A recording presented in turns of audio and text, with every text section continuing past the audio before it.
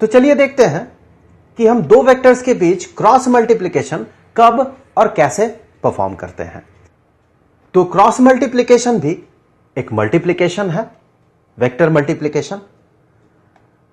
और हमें यह पता है कि वेक्टर मल्टीप्लिकेशन हम तब परफॉर्म करते हैं दो वेक्टर्स के बीच जब वो दोनों वेक्टर सेम नेचर का नहीं हो या सेम काइंड का ना हो, और वो जो तीसरा फिजिकल क्वांटिटी देता है वो एक तीसरे काइंड का हो।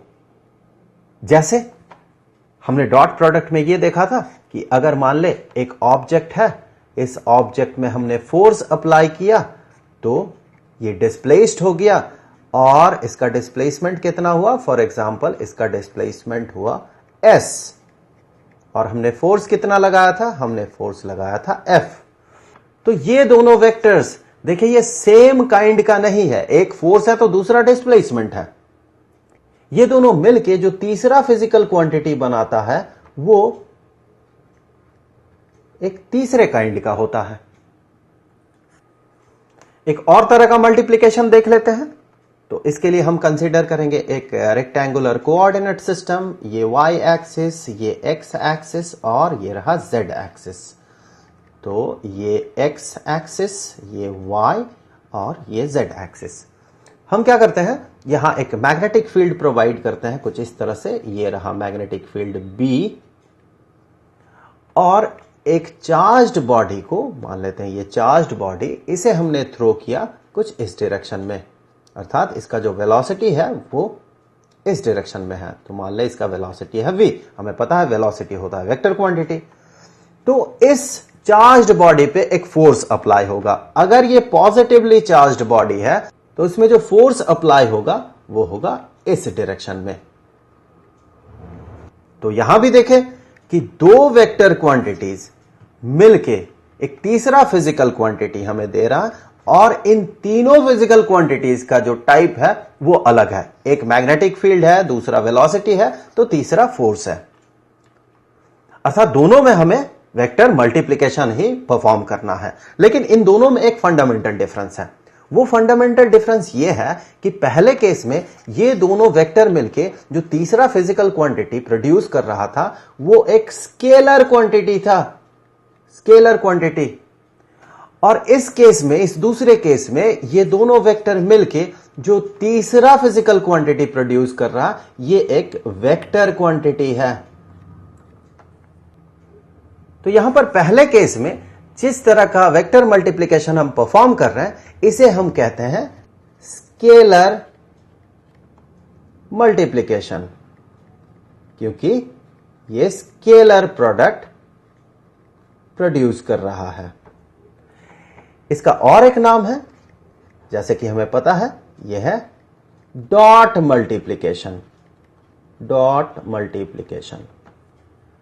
तो फिर दूसरे केस में जिस तरह का वेक्टर मल्टीप्लिकेशन हम परफॉर्म करेंगे उसे हम क्या कहेंगे, इसे हम कहेंगे वेक्टर मल्टीप्लिकेशन, वेक्टर मल्टीप्लिकेशन, क्योंकि इसका जो आउटपुट है या इसका जो प्रोडक्ट है ये एक वेक्टर क्वांटिटी है और इसी का नाम है क्रॉस मल्टीप्लिकेशन।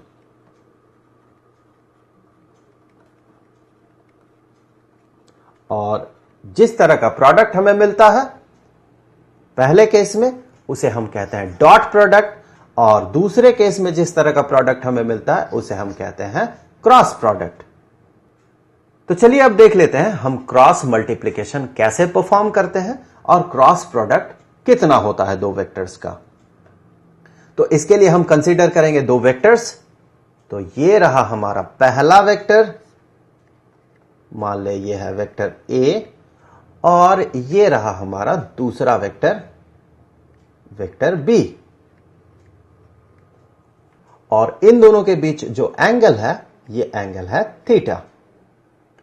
तो देखिए जब हम इन दोनों वेक्टर्स के बीच क्रॉस मल्टीप्लिकेशन परफॉर्म करेंगे तो जो क्रॉस प्रोडक्ट हमें मिलेगा वो एक वेक्टर क्वांटिटी होगा, और जब ये वेक्टर क्वांटिटी होगा तो उसका एक डायरेक्शन होगा।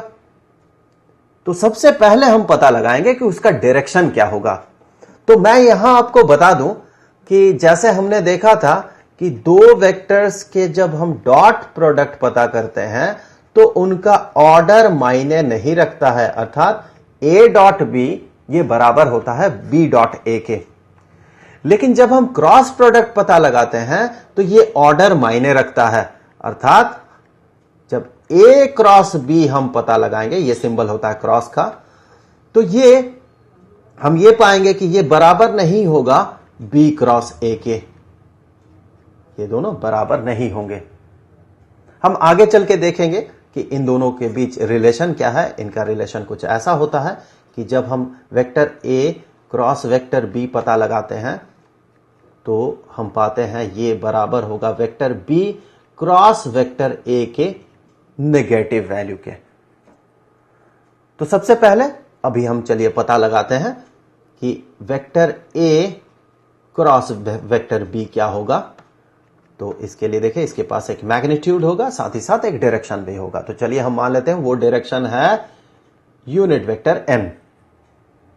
तो इसका डायरेक्शन पता लगाने के लिए हमें सबसे पहले क्या करना होगा, हमें सबसे पहले यह देखना होगा कि ये दो वेक्टर्स किस प्लेन में है।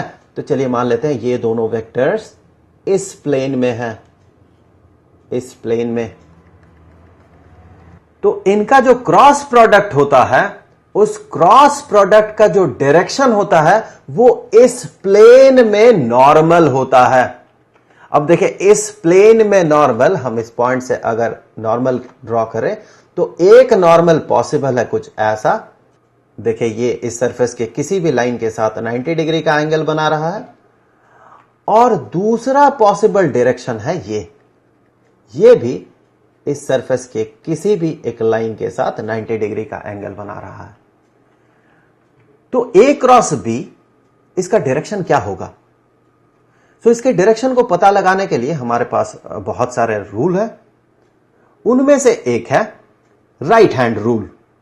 उसके लिए हमें क्या करना पड़ता है कि राइट हैंड के उंगलियों को मोड़ के हमें इस प्लेन में रखना पड़ता है, और मुड़ी हुई उंगलियां जिस डायरेक्शन में मुड़ी हुई होती है वो डायरेक्शन होता है पहले वेक्टर से लेके दूसरे वेक्टर की तरफ, कुछ ऐसा।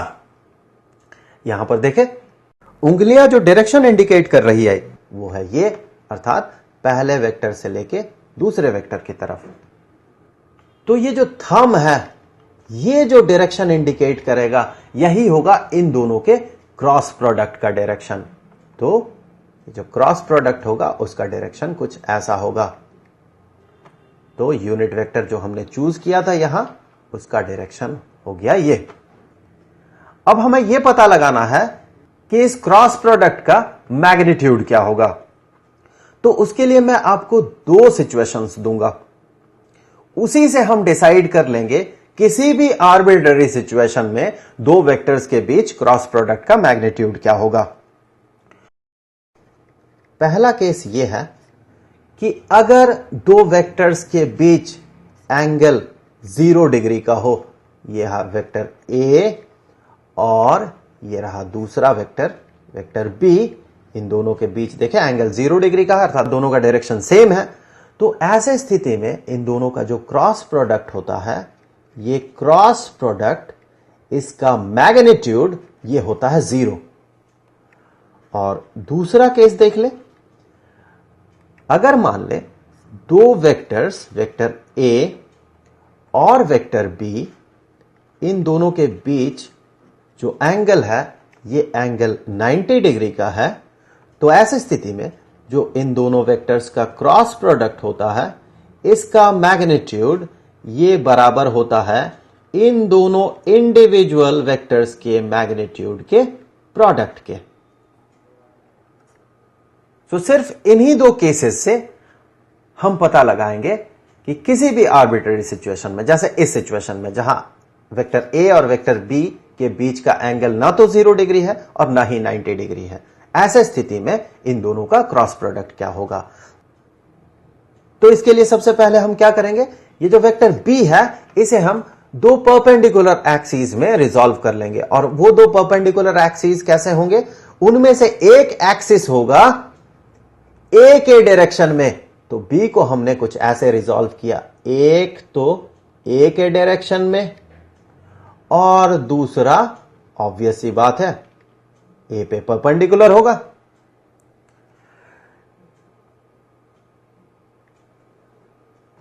तो इसका ये कंपोनेंट जो कि ए के डायरेक्शन में है, इसका मैग्नीट्यूड बन जाएगा b into cosine of theta, और ये जो दूसरा कंपोनेंट है इसका मैग्नीट्यूड बन जाएगा b into sine of theta. तो हम क्रॉस प्रोडक्ट पता कर रहे हैं वेक्टर ए और वेक्टर बी के बीच, जबकि हमने वेक्टर बी को रिजॉल्व कर लिया। तो चूंकि बी इन दोनों वेक्टर्स का ही वेक्टर एडिशन है, तो हम कहेंगे ऐसे स्थिति में ए क्रॉस बी जब हम पता लगाएंगे, ये होगा दो क्रॉस प्रोडक्ट का एडिशन, एक तो इन दोनों वेक्टर्स का और दूसरा इन दोनों वेक्टर्स का। तो हम कहेंगे कि ये ए क्रॉस बी ये बराबर होगा vector A cross vector B into cosine of theta. देखिए ये सिर्फ मैग्नीट्यूड है तो इसे एक डायरेक्शन भी देना होगा, और इसका डायरेक्शन क्या है, इसे वेक्टर क्वांटिटी बनाना है तो इसका डायरेक्शन क्या है, वो है ए का ही डायरेक्शन। तो हमने यहां ए का डायरेक्शन अपेंड कर दिया। तो ये क्रॉस प्रोडक्ट तो इन दोनों वेक्टर्स का क्रॉस प्रोडक्ट है। इसके साथ हमें जोड़ना होगा इस वेक्टर का और इस वेक्टर के क्रॉस प्रोडक्ट को। तो ये होगा vector A cross vector B into sine of theta. तो ये तो सिर्फ मैग्नीट्यूड है, इसे एक डायरेक्शन देना होगा। तो हमने माना ये जो डायरेक्शन है ये है एन डैश्ड, तो हमने इसे डायरेक्शन दे दिया एन डैश्ड। तो फिर इन दोनों वेक्टर्स का जो क्रॉस प्रोडक्ट होगा वो इसके बराबर है। यहां देखिए ये दोनों वेक्टर्स सेम डायरेक्शन में है, तो इसका जो क्रॉस प्रोडक्ट होगा ये हो जाएगा 0। और ये दोनों वेक्टर्स एक दूसरे के साथ परपेंडिकुलर है, तो होगा ये कि जब हम इनका क्रॉस प्रोडक्ट पता करेंगे तो हमें इन दोनों वेक्टर्स के मैग्नीट्यूड को मल्टीप्लाई कर देना है, तो हमें इन दोनों के क्रॉस प्रोडक्ट का मैग्नीट्यूड पता चल जाएगा। तो फिर ये बन गया 0 प्लस इन दोनों वेक्टर्स के क्रॉस प्रोडक्ट का मैग्नीट्यूड होगा, यहां देख लें, दोनों वेक्टर्स के मैग्नीट्यूड इंडिविजुअल मैग्नीट्यूड्स के प्रोडक्ट। तो पहले वेक्टर का मैग्नीट्यूड इनटू ये दूसरा वेक्टर है और इसका मैग्नीट्यूड ये है, तो दूसरे वेक्टर का मैग्नीट्यूड। इसे हम ऐसे भी रिप्रेजेंट कर सकते हैं कि ये रहा पहले वेक्टर का मैग्नीट्यूड और ये रहा दूसरे वेक्टर का मैग्नीट्यूड। तो फिर ए और बी इन दोनों वेक्टर्स का जो क्रॉस प्रोडक्ट होगा उसका मैग्नीट्यूड होगा ये। तो हम इसे कहेंगे ये है पहले वेक्टर का मैग्नीट्यूड इंटू दूसरे वेक्टर का magnitude into sine of the angle between these two vectors. और इसका डायरेक्शन क्या होगा, इसका डायरेक्शन हम डिसाइड करेंगे राइट हैंड रूल से। अब देखिए एक और रूल जिससे कि हम क्रॉस प्रोडक्ट के डायरेक्शन को पता लगाते हैं, उसे राइट हैंड स्क्रू रूल कहा जाता है। इसके लिए हमें कंसीडर करना होगा एक राइट हैंड स्क्रू, और इस स्क्रू को इस सरफेस में कहीं रखना होगा और इसे कुछ इस तरह से रोटेट करना होगा कि ये पहले वेक्टर से दूसरे वेक्टर की तरफ रोटेट करे। यहां पर देखिए ए से बी की तरफ। तो ये स्क्रू जिस डायरेक्शन में मूव करेगा वही डायरेक्शन होगा इन दोनों वेक्टर्स के क्रॉस प्रोडक्ट का डायरेक्शन। स्क्रू को इस डायरेक्शन में रोटेट करके देखें, ये स्क्रू ऊपर की तरफ जाएगा। तो फिर इस वीडियो में इतना ही, आगे की बातें आने वाले वीडियोस में।